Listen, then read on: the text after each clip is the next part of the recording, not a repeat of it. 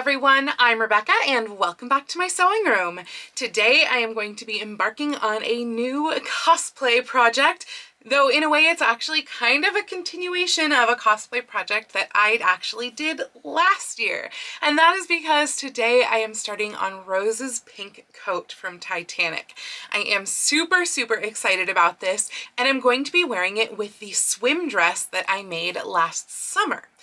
Ideally, I would like to enter these into the cosplay contest at Emerald City Comic Con. I'm just kind of throwing that out into the world because, to be honest, I don't know if I'm gonna finish it in time. Or specifically, I don't know if I'm going to get to the 70% of it done that I have to have in order to enter the cosplay contest by January 30th, because today is January 21st. So I have 0% of the coat done. The dress obviously is entirely done. If I have time, I would love to go back and revisit the sash, but otherwise that dress is all done and dusted. But I just feel like it needs the coat. Now, I have obviously talked about wanting to do this project in the past on this channel, and actually it is down to you all, or specifically Hillary, that I am able to actually complete this project. And that is because Hillary was kind enough to send me the pink wool that I need for this coat, and I am so excited to use this. I think it is going to be perfect and very cozy. So that's that part of it. But the other part of this coat that is obviously so iconic is the decoration on the collar and cuffs. Now, for some reason, I had it stored in my head that all of this decoration that you're seeing here was done with soutache, and I don't know where I got that idea. I think that other people have done recreations out of soutache, but actually, if we look really closely at this, which we can because this coat was not too long ago sold at auction, and there's high-res photos of the coat on the auction site, which is like, yes, cosplayer's dream. And so when we look really closely at this embroidery, well, we can see that it's embroidery, basically.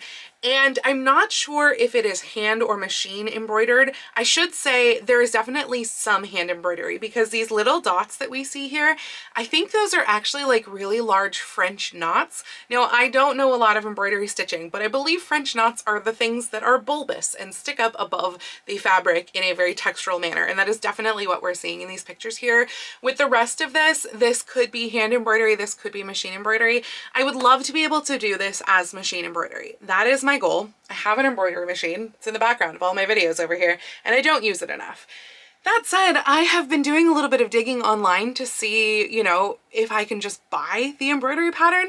And although someone has digitized and put for sale an embroidery pattern that looks pretty spot on for American Girl doll size coats, which is slightly ironic, there doesn't seem to be any available for human sizes. So at this point of filming this, I have actually reached out to a seller on Etsy who makes a really beautiful reproduction of this coat to see if maybe they sell their pattern for the embroidery. They don't like have it listed as a thing, but maybe it's something that they'll do. So I'm hoping that maybe they can get back to me and let me know that yes, they would sell that to me, because that would save me a lot of work.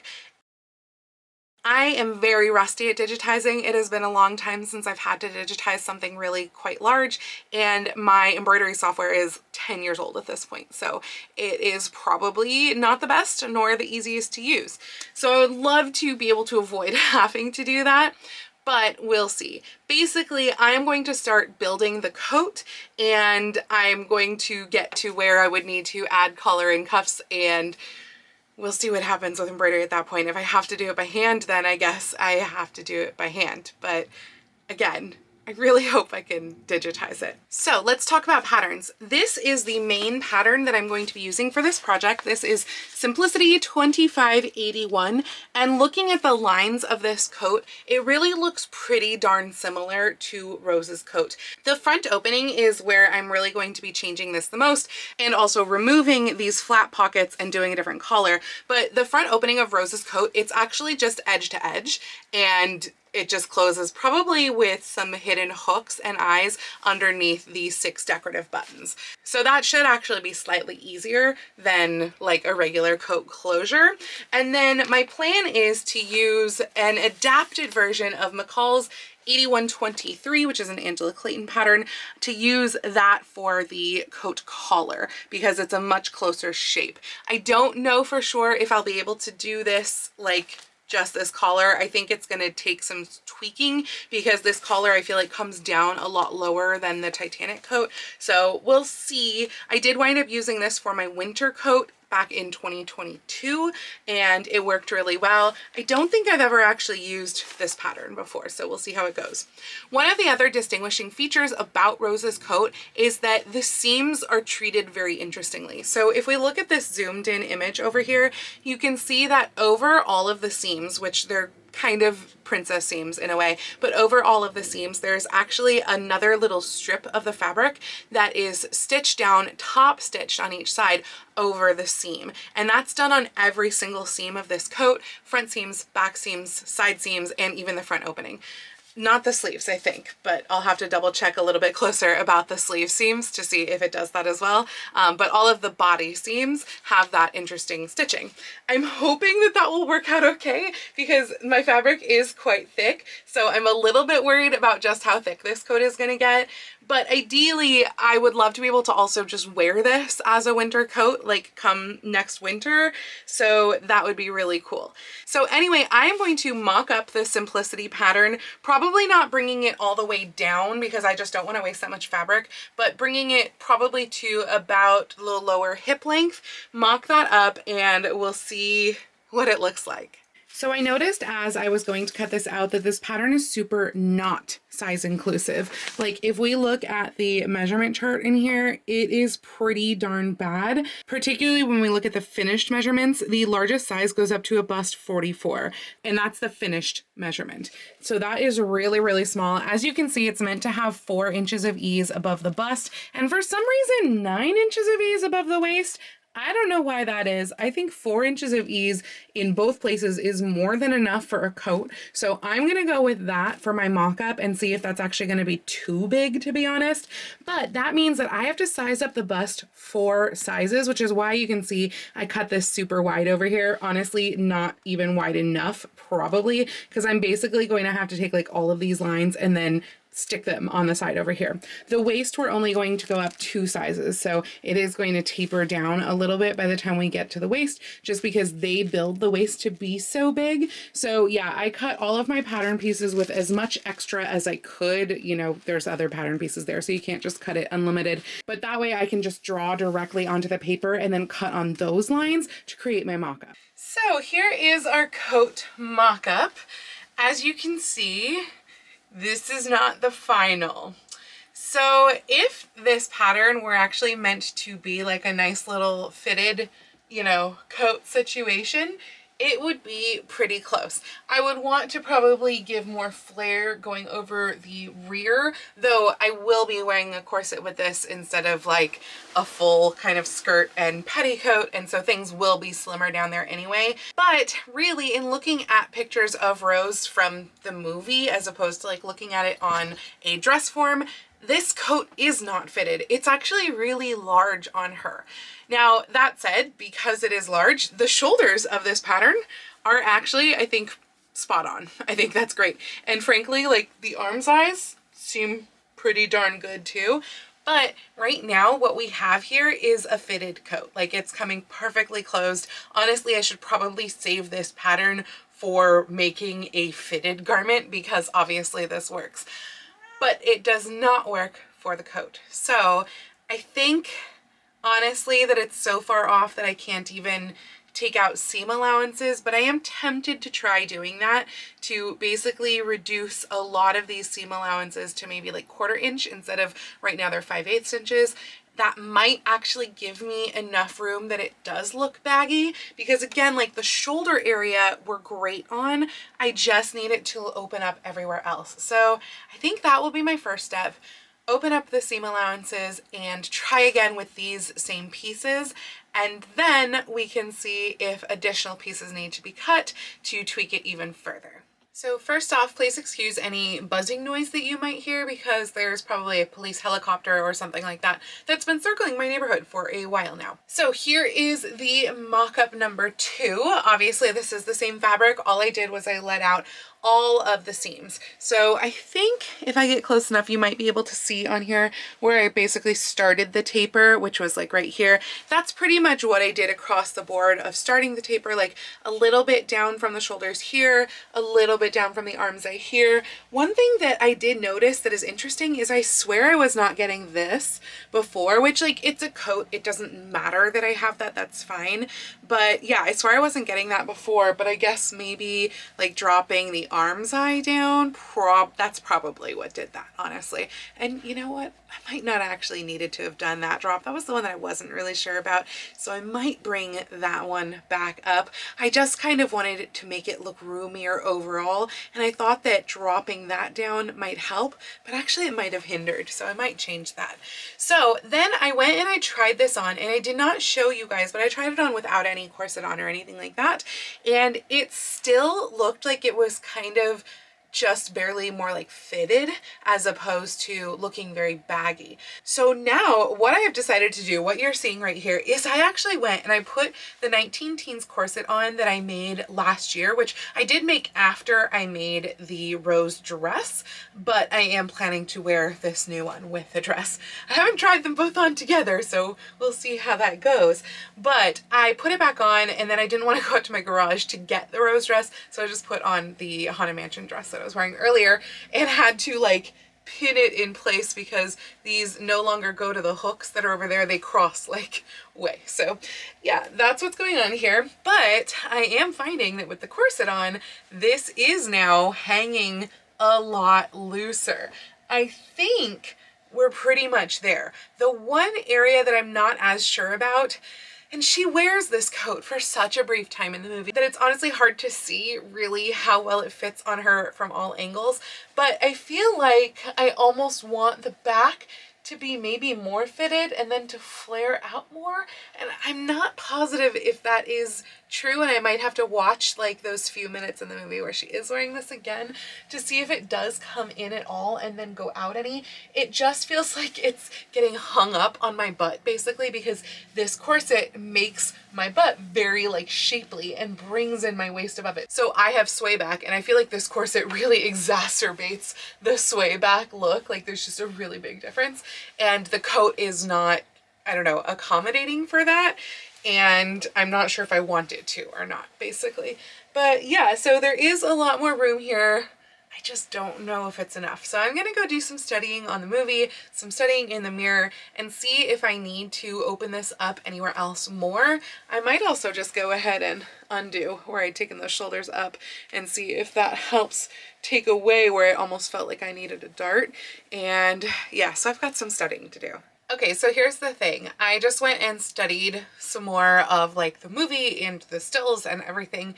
And the issue is that she never wears it closed in the movie. It is always hanging about like this.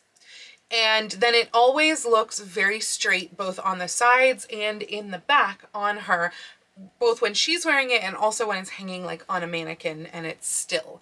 And usually on a mannequin it is shown with this part brought together in the front because it does close edge to edge, but it still just looks very straight. I don't have a straight body, for one thing. I mean, neither does Kate Winslet, I don't think, but I don't have a straight body, and I don't really want it to look straight because I still want it to look flattering. Ideally, I would love to be able to wear this as a regular coat as well, not just as a cosplay. So I would like it to be flattering. And so the thing is, although the actual coat wouldn't come in on the sides at all, like even how I have it right now, it would not do this. It would just hang straight, no hourglass whatsoever.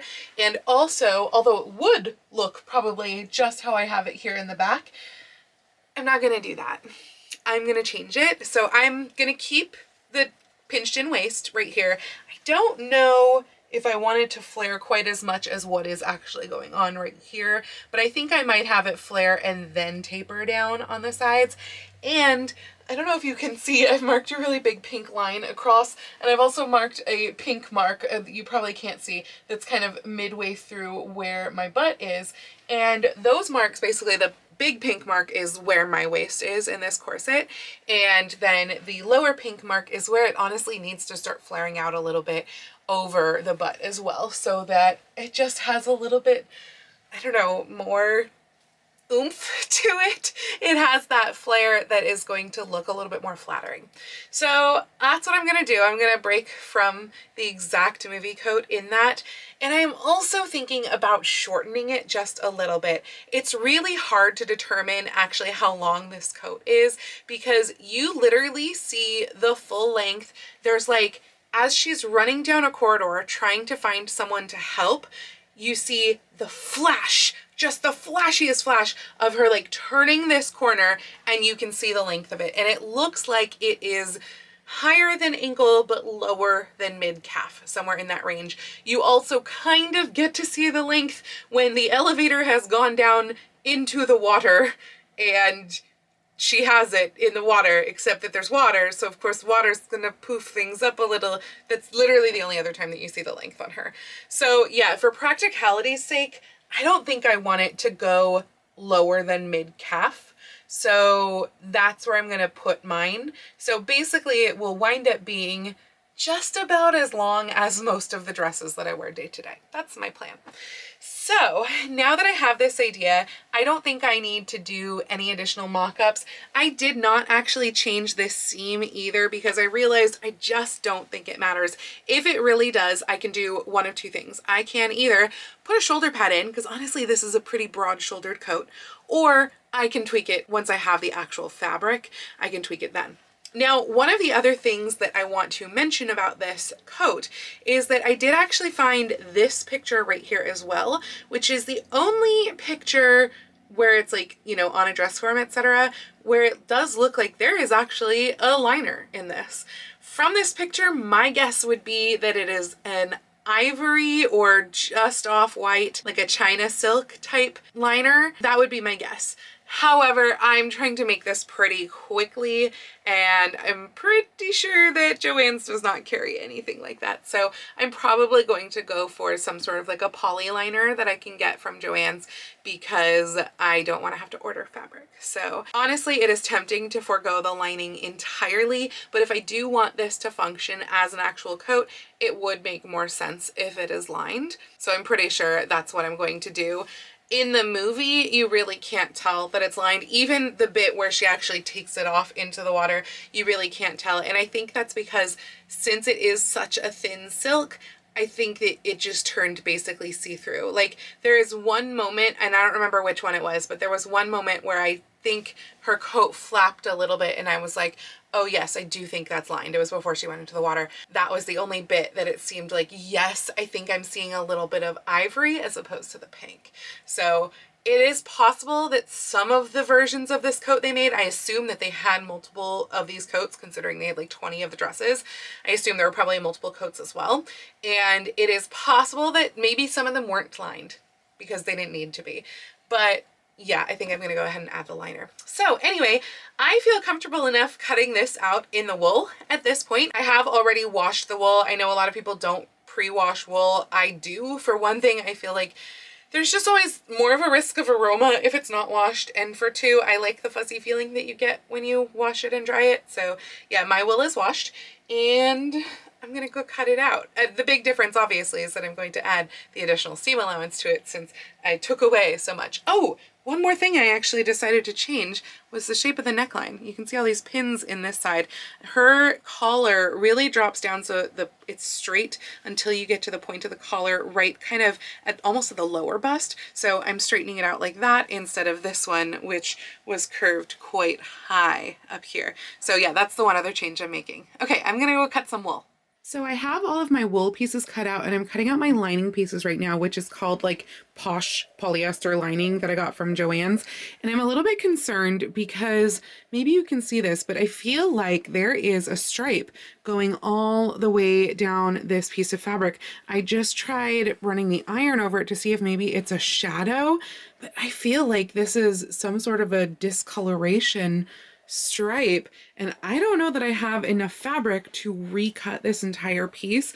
I did have to cut around a small spot that was on a different piece, But yeah, I'm definitely worried about this, and who knows if there's others that might have that as well that could have been like in line with where I cut, because this is going down the full length, and now I think I'm gonna have to examine all the other pieces and hope that this project isn't ruined. Oh, and naturally, yes, this is the exterior right here, and though I did wash this originally, it has been sitting in my sewing room like on the floor in a roll basically for I don't know, a while since I got it, and I'm really worried that I did something to that. Oh no, this piece has it too. That is not good. This is the next other piece. These must have been, because I cut all of these on a fold with like 2 layers, these must have been the layer that was facing the table so that I didn't see it when I was cutting.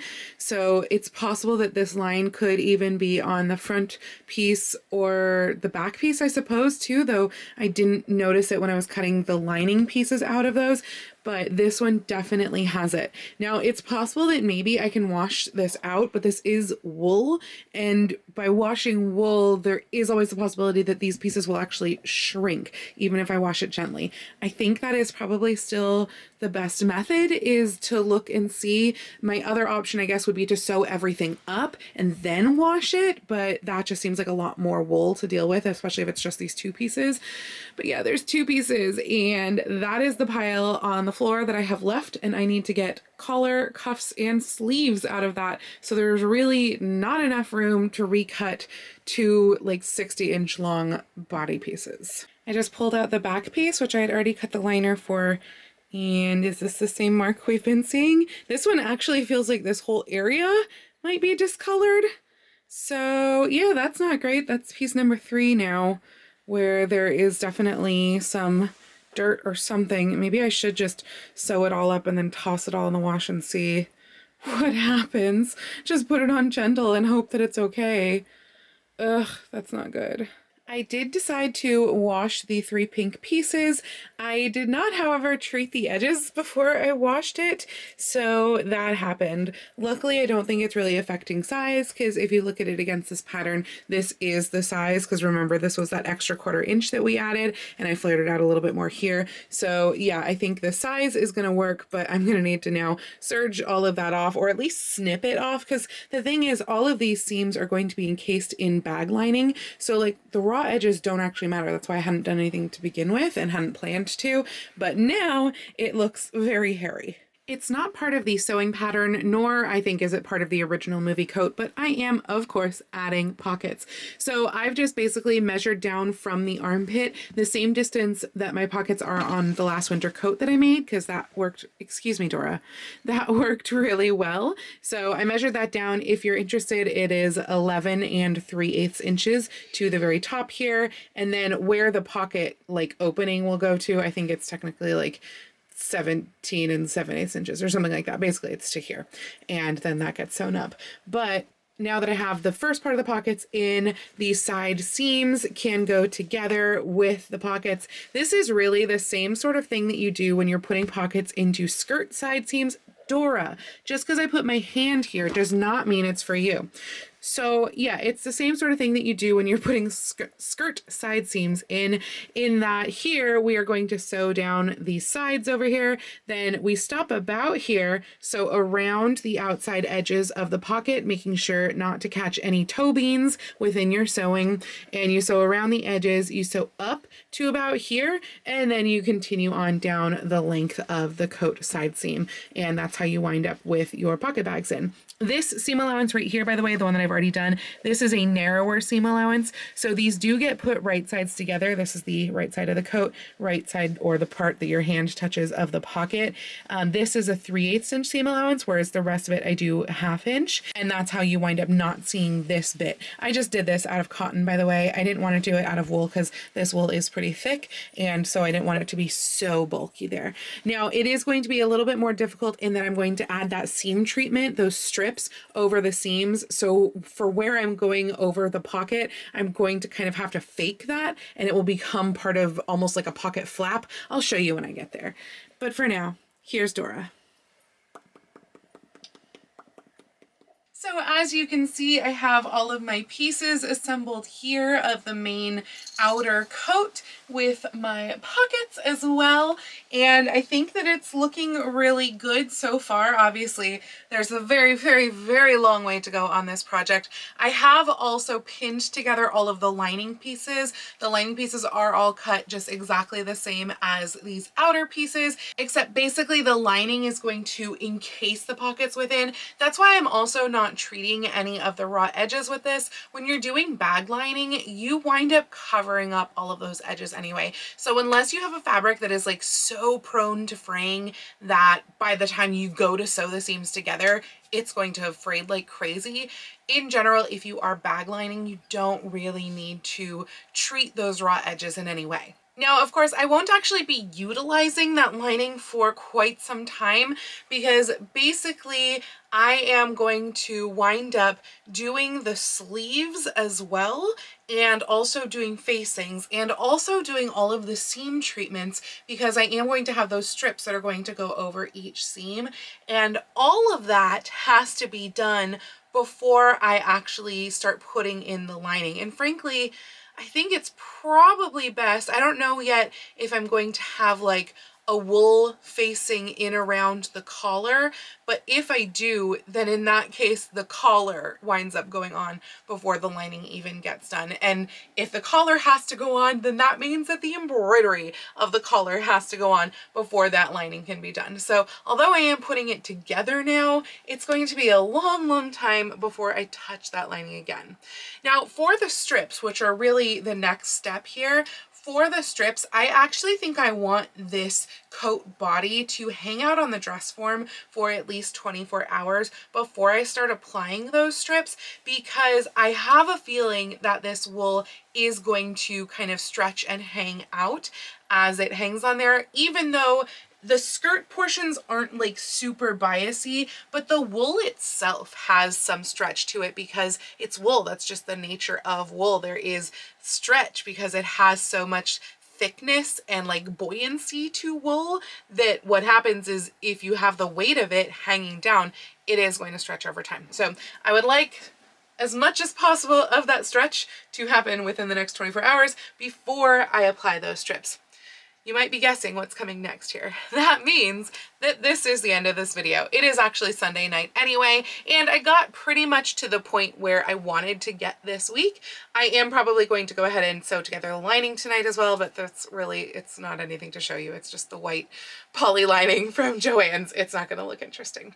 So I'm gonna sew together that, but yeah, that's the end of this week's work, and we will return to this next week to do things like the sleeves and patterning the collar and the cuffs, and hopefully starting to attempt to figure out that embroidery, whether that means digitizing the embroidery myself, possibly buying digitized embroidery, although at this point all I found is someone who is willing to basically like custom make it for me for $50, which is starting to look less expensive because otherwise I am going to have to figure out how to digitize it myself, unfortunately. Or of course the other option is to do it by hand, but I don't really think I want to do that. As much as that might actually have a potential of me being able to do it at rehearsals, I just don't like the idea of having to wait that long to assemble everything, because that would mean that my actual assembly of the coat might not happen until like right before Comic-Con if I'm spending basically an entire month hand embroidering this collar and cuffs. So that doesn't seem super appealing. Anyway, hopefully you've enjoyed this video and this project so far. If you like this video, please go ahead and click the thumbs up icon. And if you'd like to see more videos like this from me, please go ahead and click subscribe and the little bell icon to be notified every time I post a new video. I do post videos here on YouTube at least once a week with sewing vlogs like this out on Tuesdays and sometimes additional content out on Saturdays, but I post every day over on my Instagram, so please go follow me on Instagram. That's at Lady Rebecca Fashions. And if you'd like to help support all of the work that I do on this channel, I do have a link to my Patreon and my Ko-fi down in the description below, or you can send me a super thanks or join my YouTube channel memberships right here on YouTube below the video. I'd also like to give a special shout out to my Edwardian level patrons, Jean, Janelle, and Dan. Thank you all so much for joining me today. I hope you all have a wonderful week, and I will see you very soon in my next video. Happy sewing!